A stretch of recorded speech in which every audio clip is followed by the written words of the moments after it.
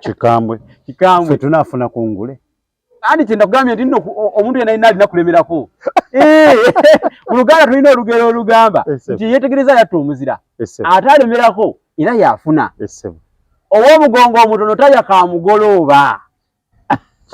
Kibuuzo ki ky'ojjukira ekyali mu mutendera okwo ogusooka kyewawulira nga n'entunnunsi zikukubye n'ogamba nti ha olutwe eno mbadde mmanyi nti ensingule yange naye ng'olaba ate kiringa ekikujja ku mulamwa?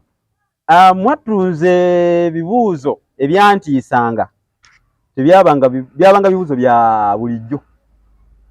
Akantu naawe koolabanga kosobola nga ne oba ovudde mu tulo okaddamu ewange munnange kigenda kukusesa obwo bubuuzo obwanjoganga naddala nga bya current affair n'embeera za bulijjo kubanga obunafu bwange nali mbumanyi era ne mu 2015 singa tebwali bunafu obwo nandibadde 2015 oboolyawo nze Ssengule 2015. Katubuulira akabuuzo ako kaali kabuuzo ki?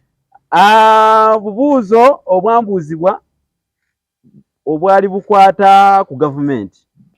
Ekyamazima n'okubujjukira nja kukuga nti sibujjukira olw'ensonga nti nze mu bibuuzo bya current affair nali siri mulungi nga bwe mba nkola okunoonyeza kwange nze nkwesigamya ku byabuwangwa. Tongamba bakubuuza ani prime minister wa Uganda era ng'osobola okumumuuza ne mumugwa nze n'abateesiteesi ab'engule bennyini baali bamanyi obunafu bwange era ngaawe batuuka awo bakubirawo ddala ennaku zino bakuyita kukubawo kubawo nyaawo ab'ennaku zino bakuyita kukubawo nga bamanyi nti obunafu bwange we batuuka awo bannyweza.